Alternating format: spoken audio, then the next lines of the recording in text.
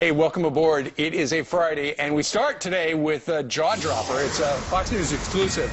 The Fort Hood shooter, that guy right there, Major Nidal Hasan, has sent a handwritten warning to the Pope and to the Vatican and to other religious leaders around the world. Do you believe this? Nidal Hasan rambling about jihad and radical Islam in his latest correspondence. Molly Hedenberg is live in Washington with more on this. Molly, we're all sort of shaking our heads at this. What more can you tell us?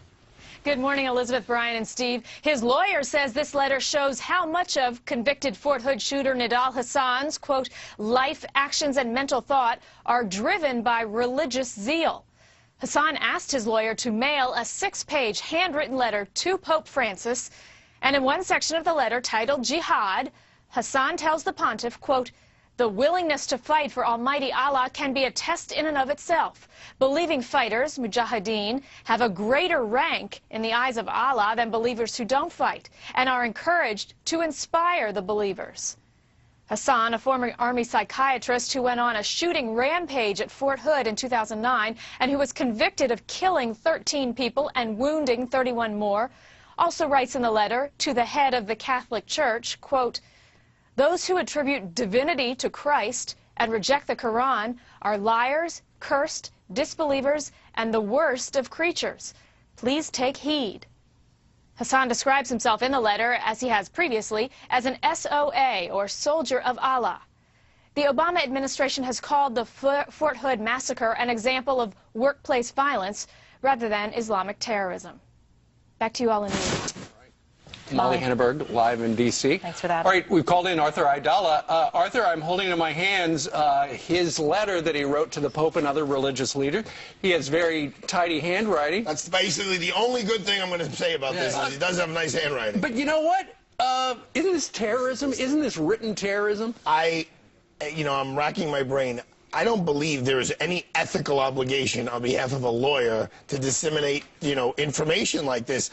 What the lawyer has said is he wants to use this letter in an appeal to show that he is so driven by religion that he wasn't thinking properly, and apparently at his trial, excuse me, he was not allowed to testify about his religious beliefs. But there is no reason to be releasing this publicly, none whatsoever. Well, here's the lawyer's explanation officially. Here we go. It says, it also reinforces my belief that the military judge committed reversible error by prohibiting Major Hasan from both testifying and arguing how his religious beliefs motivated his actions during the shooting. So this is proof that he didn't get a chance to talk at trial, and it was because of that that he's spouting this to the Pope. Well, and in fact, this was a unanimous decision, right? I mean, panel of 13 across the board said death penalty. Right, and what the attorney leaves out is like that last step is it's reversible error. He wasn't able to testify to it because if he was able to testify it, X, Y, Z.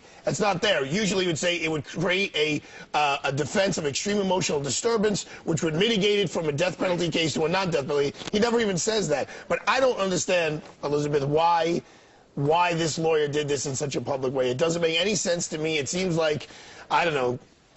It doesn't seem like the most professional actions. That's the nicest thing I can say about a fellow attorney. Look, when you see quotes like this in there, quote, this is from the letter, those who die their final death worshiping other than Allah are not forgiven. Their good deeds are rendered useless. I mean, it's clear. And this is going to the Pope. It's not like he's just releasing it. It's going to the Pope.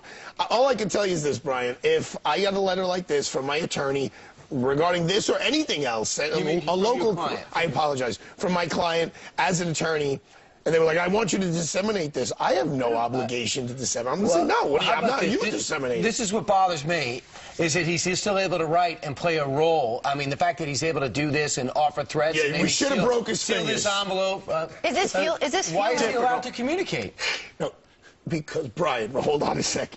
Well, even the worst people are allowed to, you're still allowed to write a letter. I mean, we haven't, you have the freedom of speech, but the lawyer doesn't have the obligation to Correct. I mean, so why is he sending He's in a horrible place. Nobody would want to be where this guy is. Physically where he is. Nobody wants to, like, trade places with him, and he is allowed to write letters. Let me tell you, there are a bunch of people that lost their lives. No, I'm not saying he doesn't deserve to be there.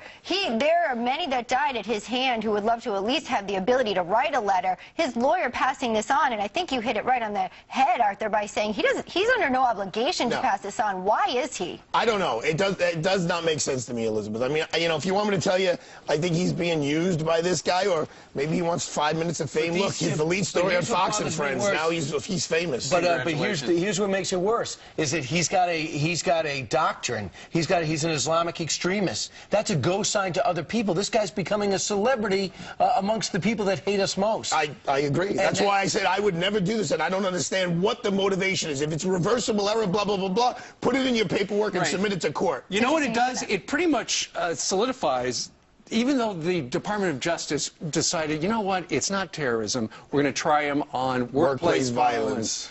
Dr. Zahudi Jasser was on with Megyn Kelly last night. He said, this proves it was terrorism. The report on Fort Hood was 84 pages and never mentioned Islam, Jihad, Salafism, and the ideology we're fighting. There were copycats after Nidal, Nasser Abdo, who was arrested for terrorism charges, that wanted to commit another Fort Hood.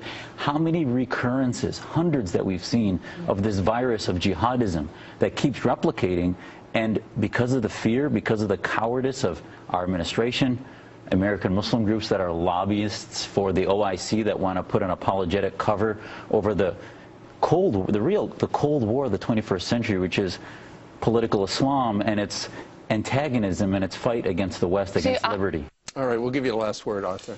Well, the bottom line is, let's talk about it from a realistic point of view. He wasn't prosecuted under terrorism, but he did get justice that he deserves, and that's the ultimate, goal that the deceased families want.